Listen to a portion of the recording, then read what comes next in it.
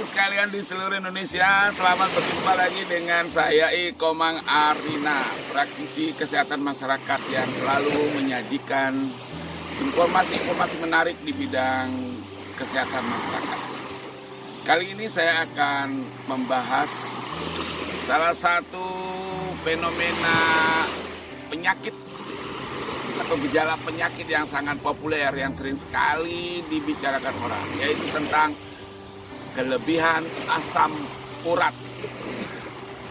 Selama ini banyak sekali orang yang mungkin masih belum terlalu paham tentang apa dan bagaimana mengenai asam urat itu. Semoga apa yang saya jelaskan ini dapat menambah wawasan Anda sehingga Anda menjadi hidup lebih sehat dan lebih berbahagia. Teman-teman sekalian, asam urat ini kalau dibiarkan berlebih terus, itu akan menimbulkan satu tanda penyakit yang sangat menyiksa bagi penderitanya. Oleh karena itu, saksikan video ini sampai akhir supaya kita lebih paham dengan asam urat, bagaimana mencegahnya, bagaimana menanganinya dengan cara-cara yang lebih natural. Oke, baiklah, bagi yang belum subscribe, ayo kita subscribe, like, dan share video ini kepada saudara dan teman-teman Anda. Mungkin mereka membutuhkan keterangan ini.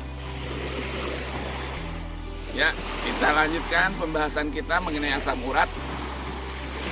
Asam urat itu adalah salah satu hasil metabolisme protein.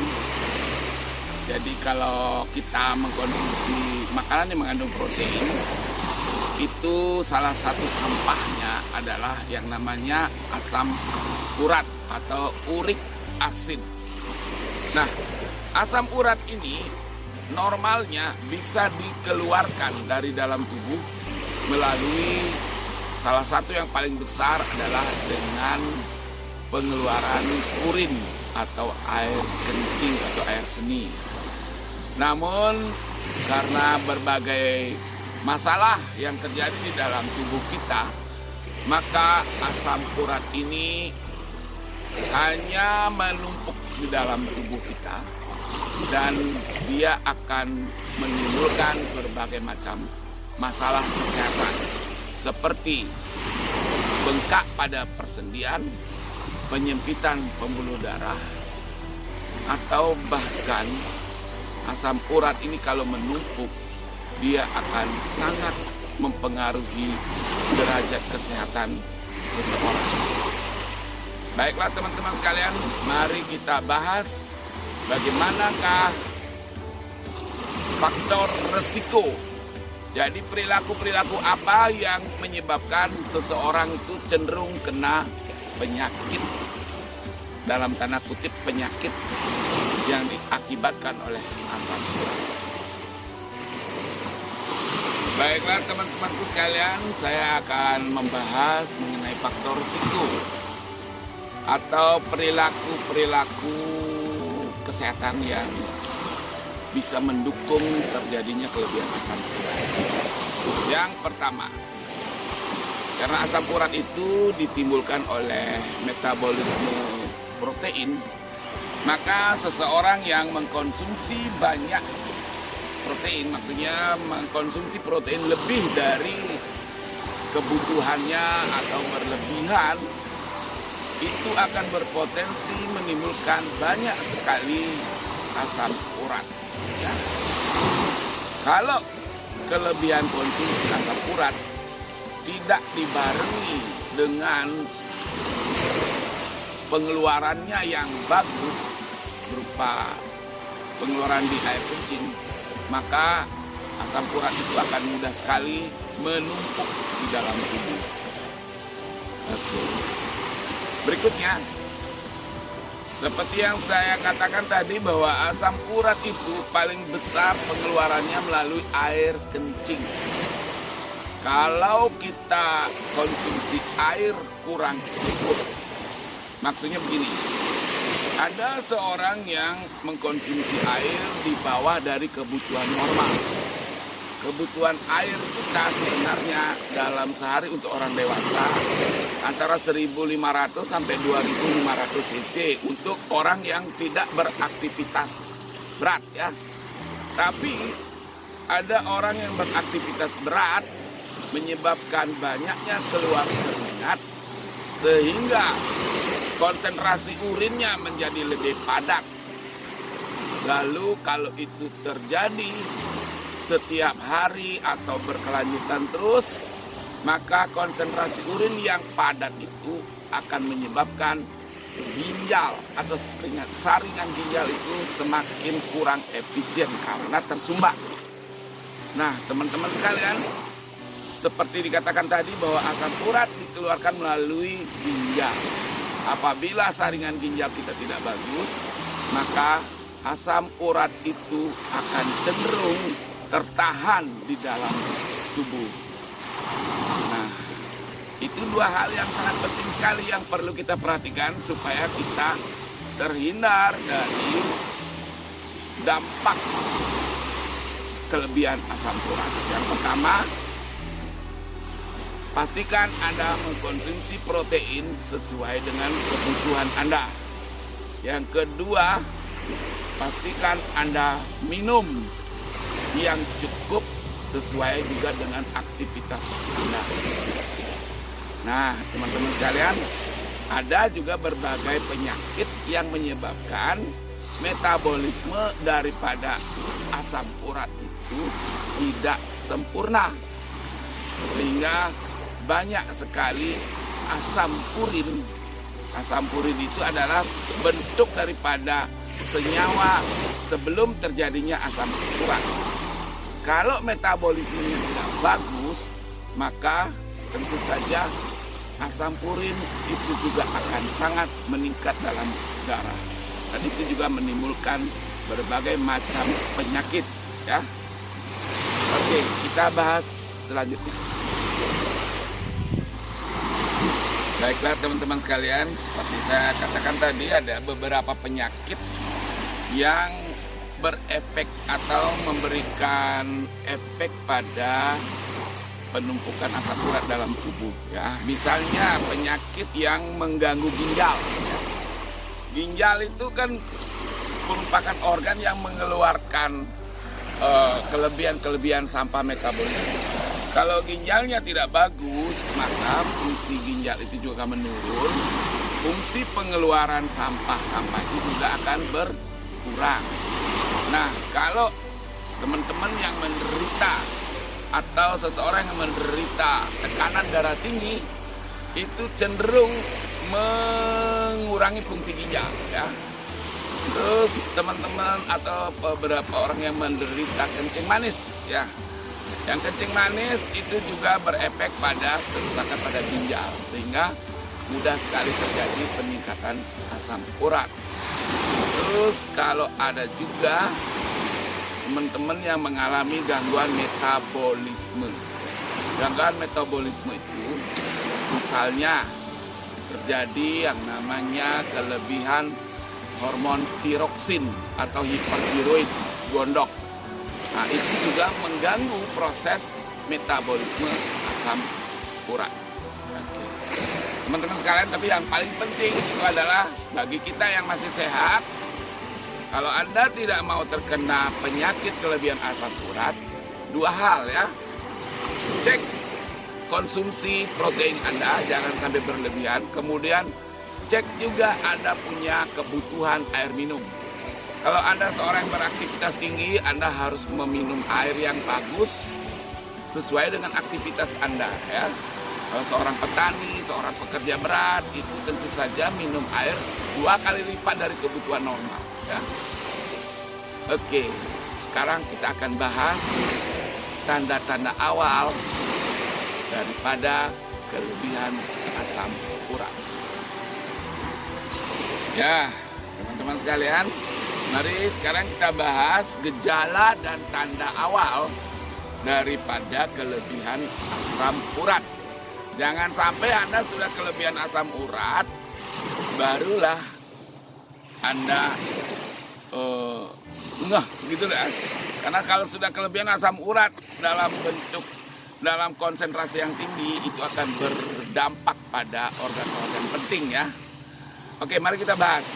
Gejala awal seseorang menderita asam urat ketika bangun pagi ya. Ketika bangun pagi, kita bisa mengujinya dengan mengepalkan tangan ya. Ini juga berlaku juga pada orang yang kelebihan kolesterol. Kalau Anda mengepalkan tangan tidak terasa nyaman, ada rasa tertahan atau rasa nyeri, atau bahkan Anda tidak bisa menggenggamkan tangan sampai ke sini, sampai jadi ujung tangan Anda tidak sampai kepada pangkal telapak tangan ini, itu adalah salah satu gejala awal daripada seseorang yang mengalami kelebihan asam urat. Seperti kita tahu, kelebihan asam urat itu lebih banyak mengendap pada persendian ujung ya. Bagian ujung daripada tubuh kita pada jari tangan, jari kaki, itu di situ paling mudah mengendap karena dia paling jauh ya. Dia aliran darahnya paling jauh dan paling lemah tekanan hidrostatiknya. Sehingga cenderung sekali untuk terjadi pengendapan di ujung-ujung jari, di persendian ujung-ujung jari ya. Oke, ini yang paling jelas, paling awal, paling jelas gejala daripada kelebihan asam urat. Oke, baiklah, selanjutnya apabila kelebihan asam urat itu berlanjut, maka Anda akan mengalami fenomena sakit ya, nyeri pinggang. Nyeri di sini ya. Kalau Anda kelebihan asam urat sudah di pinggang itu mengendap, maka pinggang Anda akan terasa sakit.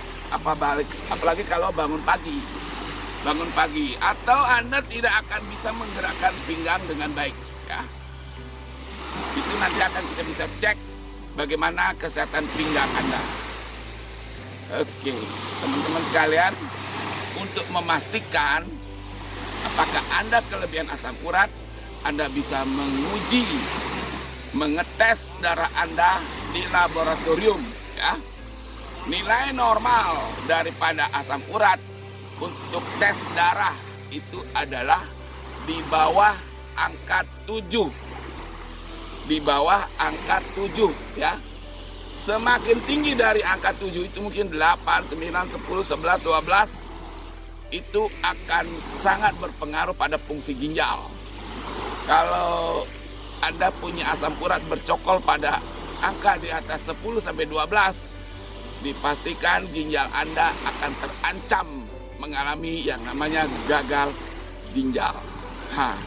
Saya tidak menakut-nakuti, yang penting Anda paham, lebih awal dikenal ini lebih bagus ya. Oke, baiklah teman-teman, kita akan bahas lebih jauh lagi. Oke, teman-temanku sekalian, sekarang kita bahas keadaan lanjut, atau artinya kelebihan asam urat yang sudah bertahun-tahun ya, yang sudah parah ya. Nah, apabila terjadi penumpukan asam urat di persendian yang sudah parah, maka persendian di jari orang itu, apakah itu di tangan, apakah di kaki, akan membengkak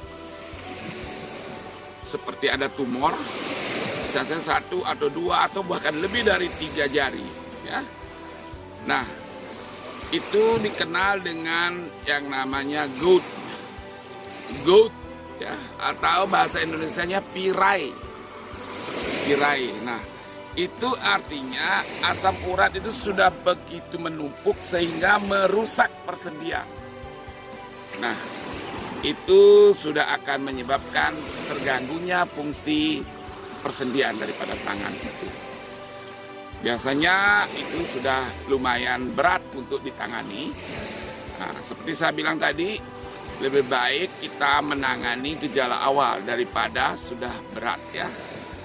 Oke, baiklah, sekarang akan saya jelaskan apa yang sebaiknya dilakukan apabila kita beresiko ya, apabila kita beresiko kena penumpukan asam urat. Baiklah, seperti tadi saya katakan bahwa kita lebih baik menangani lebih awal ya. Ketika Anda berperilaku beresiko kena asam urat, misalnya kebiasaan makan daging yang terlalu banyak, makan protein yang terlalu banyak ya. Protein itu terdapat pada kacang, ya, pada daging-daging hewan ya, terutama pada viscera atau pada jeroan.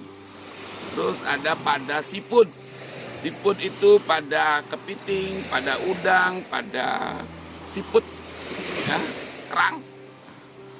Kalau Anda terbiasa mengkonsumsi itu tiap hari kah, tiap 2 hari kah, tiap 3 hari kah, maka Anda harus minum air mineral yang memiliki pH di atas 7 ya. Ingat ya, air mineral yang memiliki pH di atas 7.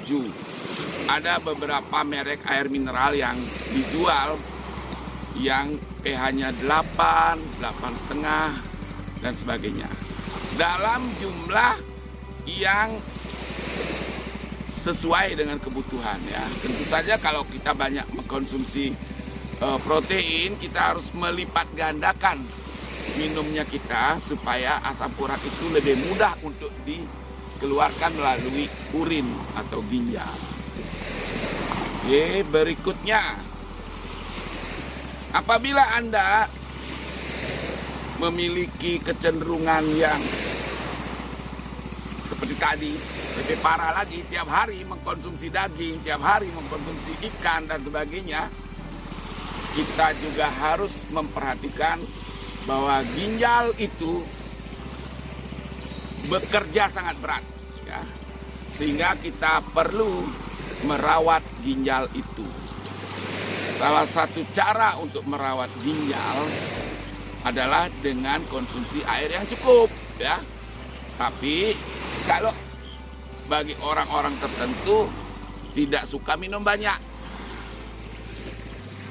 tentu saja mau tidak mau kita harus rawat itu ginjal. Saya akan menawarkan sebentar cara-cara untuk merawat ginjal supaya ginjal selalu bekerja optimal. Oke, bagi teman-teman yang sudah mengalami kelebihan asam urat tingkat tinggi, sudah ada bengkak di tangannya, Anda harus berkonsultasi dengan dokter ya, dengan ahlinya, supaya pengobatannya itu diberikan dengan tepat. Yang saya katakan tadi adalah bagaimana upaya-upaya kita untuk mencegah supaya tidak terjadi kelebihan asam urat. Tapi kalau Anda sudah rusak sendinya, sudah mengalami kelebihan asam urat yang lebih banyak, Anda harus berkonsultasi dengan dokter yang lebih ahli di bidang itu.